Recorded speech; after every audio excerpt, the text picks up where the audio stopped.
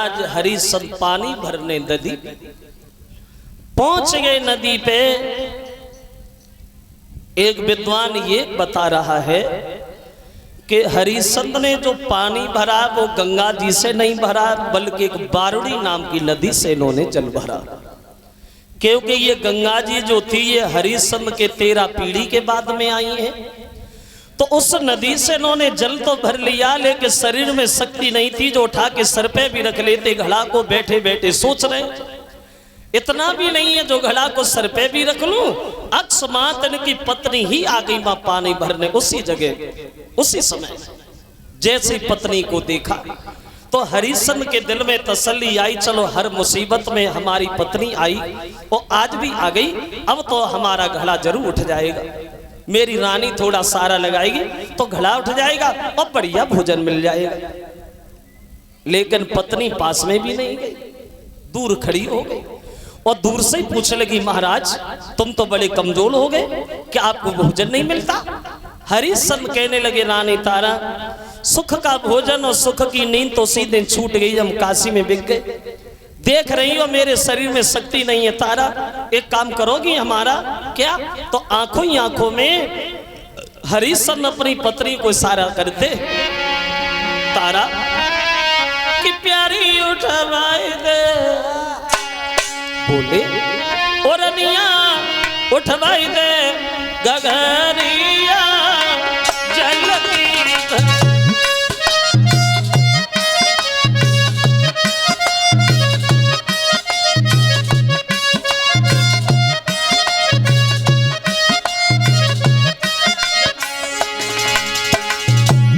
तारा दिन 26 हुई गए मेरी प्यारी, मिलो न कल से पानी। दिन 26 हुई गए मेरी रनिया, मिलो न कल से पानी। पैदल चलो न हमसे जावे, मेरी काया सबक मिलानी, चलत में टूटे मेरी घमारी।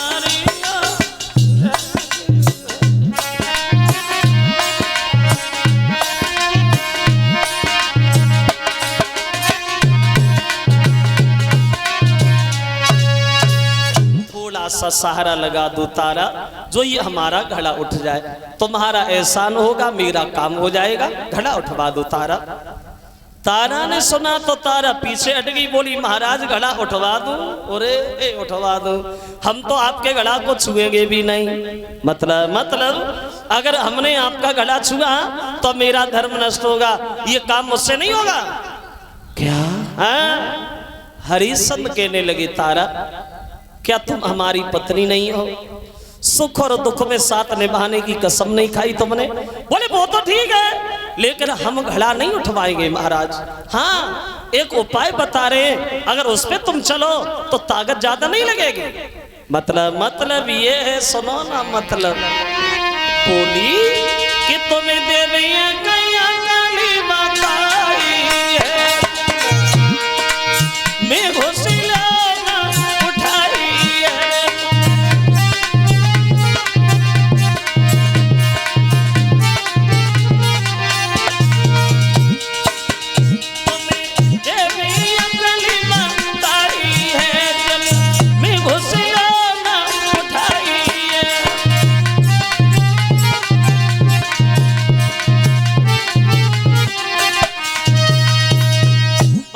अंदर घुसोगे तो ताकत ज्यादा नहीं लगेगी, घड़ा उठाना चले जाना।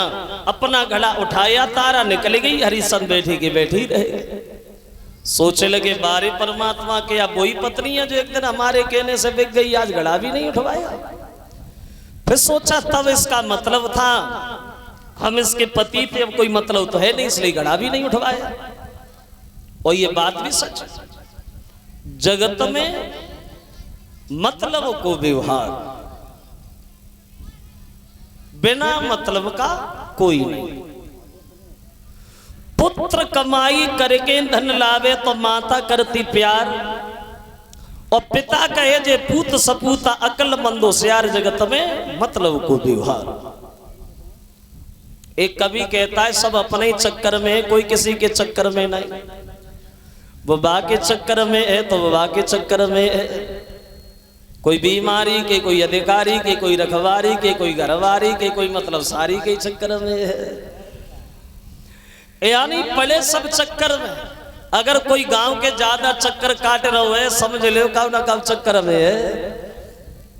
आप लोग आते हो कथा सुनने, बड़ा शांति का दान देते हो, हमारे बचनों को सुनते हो, कथा तो सुनते हो, मगर हो कब ना कब चक्कर में। वो हम भी एटा से भाग के आते, कथा कहते हैं, फिर चले जाते, फिर आ जाते, तुम तुम्हारे चक्कर में थोड़ी, हम अपने चक्कर में है सब चक्कर में, बिना चक्कर का कोई नहीं।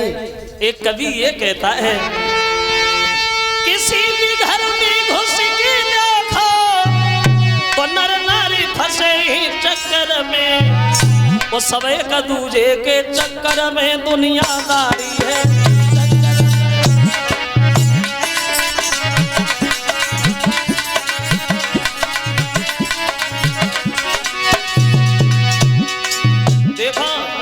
कैसा चक्कर, कोई अधिकारी के चक्कर में, कोई अधिकारी के चक्कर में, कोई बीमारी के चक्कर में, और दिन रात मुकदमा बाजी है, नर नार पड़े हैं चक्कर में।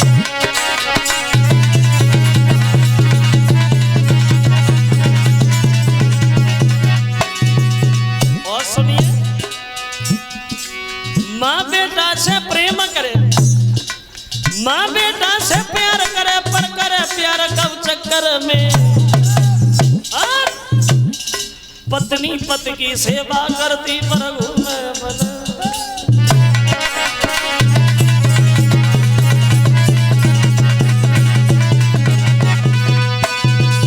सब चक्कर में चक्कर लगा रहे हैं। अब घड़ा तो उठा लिया, चल नहीं पाए, ठोकर लगी, गिर गए, घड़ा टूट गया, खाली हाथ हरिश्चंद्र मेहतर के सामने खड़े हो गए। मेहतर बड़ा नाराज हुआ और बोले, आज इसके बदले में तुम्हें भोजन नहीं दिया जाएगा, और ये लाठी उठा शमशान में जाओ, पैरा लगाओ, बिना टका के मुर्दा जलना नहीं चाहिए, समझ गए।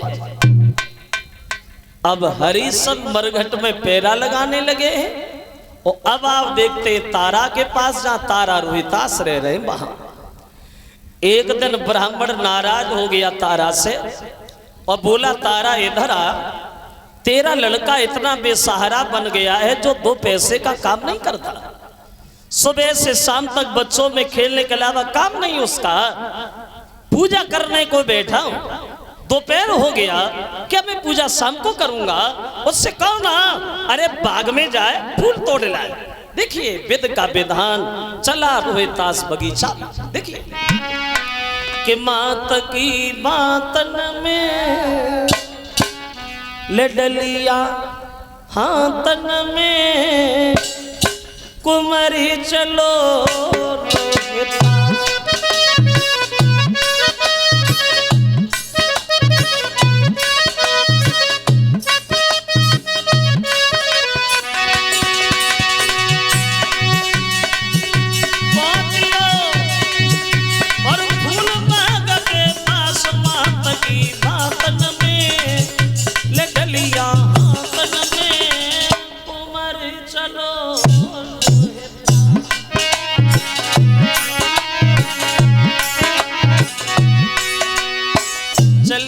रोहितास बगीचा में पहुंच गया।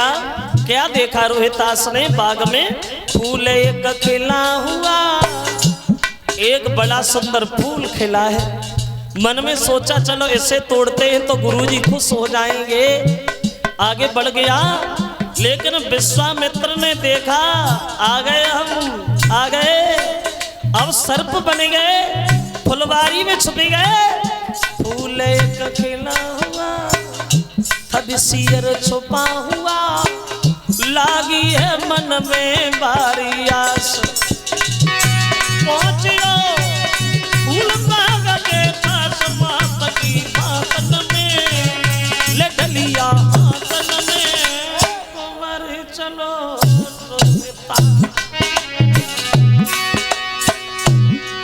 विश्वामित्र सर्प बने बैठे, रोहितास आगे बढ़ गया फूल तोड़ने को। देखिए वेद का विधा,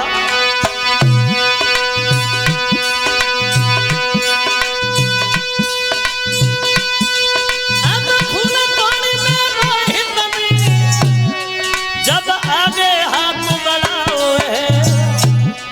सोई विश्वामित्र ने सांप बन की बगी गली में डस खाओ।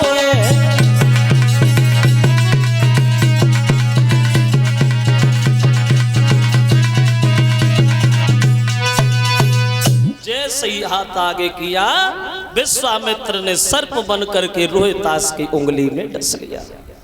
पछाड़ खा के जमीन पे गिर गया। माँ मुझे कोई सर्प डस के चला गया।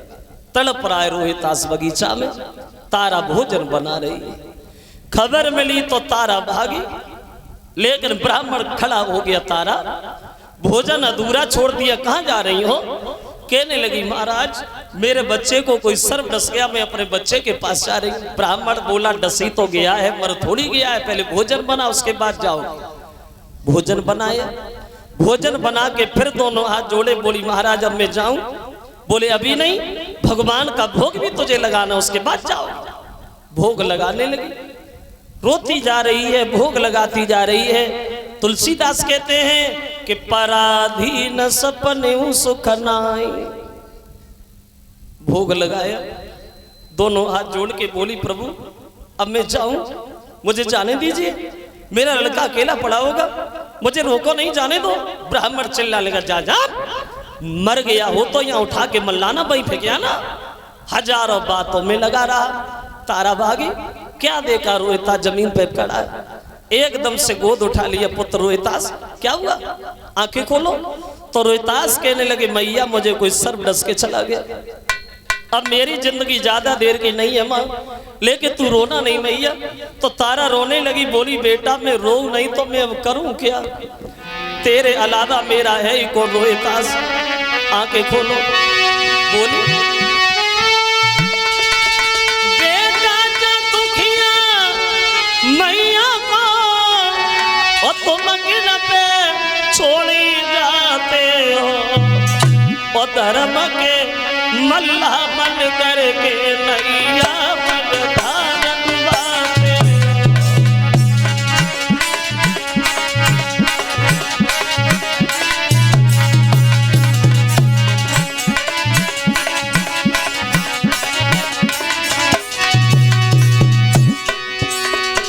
नन्हे नन्हे हाथों से रोहितास ने अपनी माँ के आंसू पोंछे। मैया रोए नहीं, अगर तू रोएगी तो मैं भी रोने लगूंगा। तो तारा रोती हुई बोली अब मैं क्या करूं, मैं कहां जाऊं? पत से बिछुड़ना वाला मैंने तेरी आस लगाई, और तू भी मोको छोड़ी चलो के उधरी को मरन ढुराई। रोहितास बोले मैया नहीं, मेरी बात सुन ले, दुख सुख की जो कहे सो जल्दी कहे, और ये नकार पुचकार गोदी में ले। मेरी माँ तो ये दुनिया नी जानी है, यहाँ रहना नहीं है कभी किसी को में मेरा नहीं है। मेरी माता की मेरी बिगड़न लगी जबान, सोई राम राम कही रोहितास ने छोड़े अपने प्राण। जागी मैया बिलखती रही के बेटा माँ से बज गए, जागी मैया तड़पती रही के गोदी खाली करी गए।